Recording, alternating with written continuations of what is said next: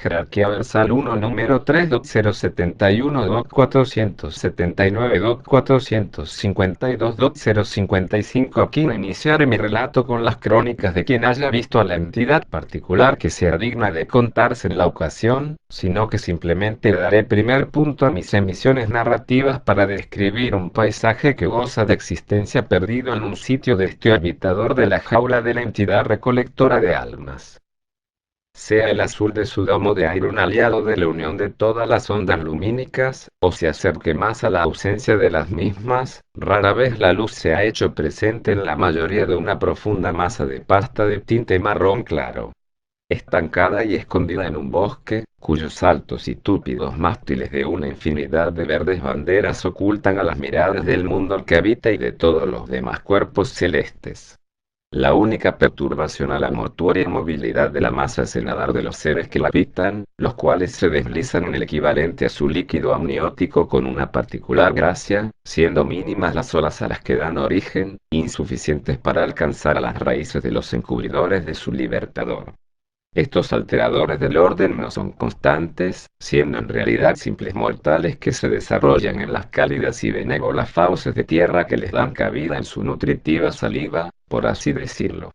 Son todos los habitantes de este país improvisado regido por la adulación a la fuente de la libertad y juventud de quienes aún son fieles habitantes de su nueva patria, una carente de himno, bandera o escudo de armas, seres poseedores de una única unidad de vida, refugiando esta, si se da el caso de existir, su único núcleo, guardián de todas sus memorias y las de quienes han existido antes que su poseedor. Son la totalidad, desde los microscópicos seres que adecuan su complejidad a su tamaño a grandes mástiles que se visan semejantes a quienes se erigen más allá de las líneas que delimitaban al charco que, a pesar de encontrar su temperatura siempre por debajo de los 10 grados según la escala de Celsius, era una locación cálida para sus alojados, células que se independizaron de los vivos que se sumergieron en tal trampa que resultaría mortal, mientras los gritos que los pudientes emitían encontraban como único compañero en su andada por aquellas sociedades semejantes repúblicas de madera que unifican la existencia de todas sus células habitantes bajo su mando, un mando incapaz de oír como un semejante, por más diferencias que tuviera, era disuelto en la que se creería anárquica libertad de sus ciudades internas, que le daban forma y vida como conjunto. No son todos sus habitantes, ni la mayoría, refugiados de formas de vida capaces de emitir el mínimo ruido mientras se disolvían, poco a poco, en aquel cúmulo amorfo de vida y minerales. La mayoría de aquellos seres unicelulares fueron antiguos miembros de las verdosas extensiones de los árboles que los rodeaban en esos momentos.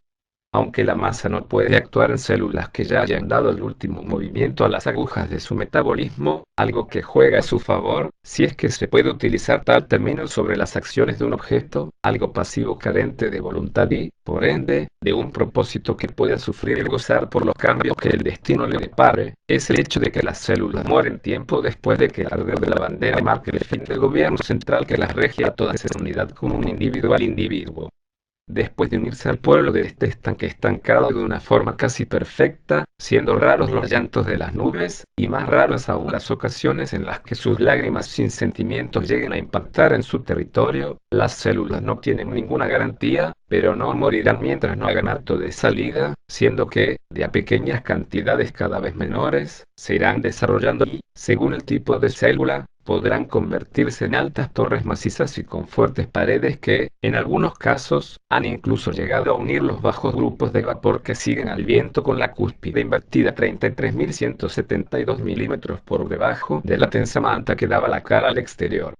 Al igual que sus opuestos se convertirán en entidades carnosas, que dejan tras de sí un rastro de humedad y rara vez se desprenden de los látigos vivientes con los que fueron concebidas cuando aún respondían a un conjunto, destinados por la invisible fuerza de las circunstancias y por cómo han sido influidas por una de las creaciones especiales de jerarquía versal 4 número 20, 00, 04, 01, para que así sea. Así como ellas se están desarrollando, en las orillas se podrán apreciar a sus similares de mayor desarrollo alimentándose lentamente de los restos de los seres que pisaron la entidad del lago y lograron huir sin quedar unificados a su anárquico ser, mas sin embargo las graves heridas de las recientes ligaciones a su seno vital le impidieron sobrevivir más allá de las filas marrones que sobresalen del suelo, sufriendo la defunción bajo el mismo manto de sombras que da cobija a su involuntario asesino, y dando su caída, como la de cualquier imperio, pasó a que todas las mínimas entidades que siempre le rodearon, incapaces de atravesar sus murallas de cadáveres ni de combatir contra sus multitudinarias guardias, se abrieran paso en su ser para adueñarse de sus nutritivas riquezas, desplegando con cadencia de intención un montón de señales de un invisible humo. Sin embargo, las orillas no son siempre benévolas con los dos veces independentistas, viéndose forzados a alimentarse de quienes sean capaces de capturar, si es que existen seres con el infortunio de encuadrarse en tal definición. Y es que el mayor peligro para quienes se aventuren en el extenso hogar, decorado con simpleza pero belleza, del centro de atención de este relato, no es el susodicho, sino los distribuidores del terror producto de la infinidad de naciones de la vida a las que ha hecho caer, descomponiéndoles en sus partes más primitivas y mínimas, en las unidades sintácticas con las que codifican las infinitas, en perspectiva, escrituras que conforman, y dando a estas la capacidad de modificar, en cantidad, cualidad y calidad, las letras que las componen, pero sin dictarles leyes para hacerlo, solo que no existen los espacios. Estas criaturas, que generalmente iniciarán como las primeras formas de vida que dieron el paso de la unión de tal solo dos componentes, para respirar un compuesto conformado por muchos más,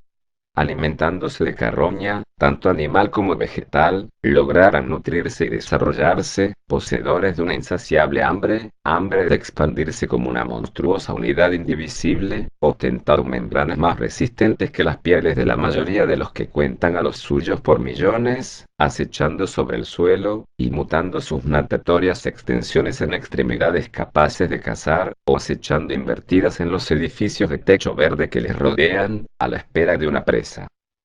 Pero los alcances de estas entidades no se limitan al ya de por sí inmenso bosque que les resguarda, siendo que a lo largo de la historia ha existido una minoría, entre el ya de por sí minoritario grupo de los que habitan fuera de las primeras orillas que han conocido, convirtiéndose en forajidos de los humanos, y desarrollándose muchas veces influenciados por los componentes de los que por mucho tiempo se han alimentado, sin dejar de distinguirse en su presencia un único núcleo, siendo de su preferencia cuando la visibilidad de miles de puntos a través de la atmósfera que le resguarda distinga la similitud con su primer gran hogar, escondiéndose de su astro de fusión más cercano cuando éste no desea ocultarse de ellos.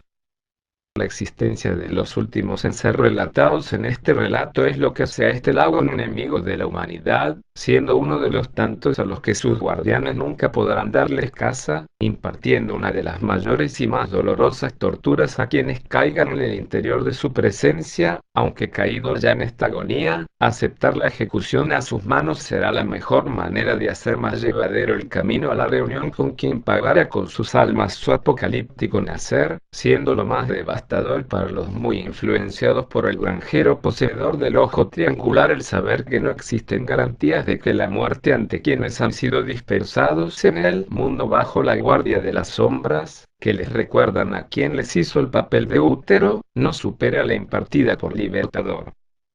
El desconocimiento del origen común de tantos de los seres a los que han visto como poseedores de una especial singularidad ha impedido que los humanos puedan darle nombre alguno a este creador de bestias, y son muy pocas de estas capaces de vivir lo suficiente y dejar las suficientes huellas como para tener la dignidad de poseer, sin saberlo, un apodo entre los humanos.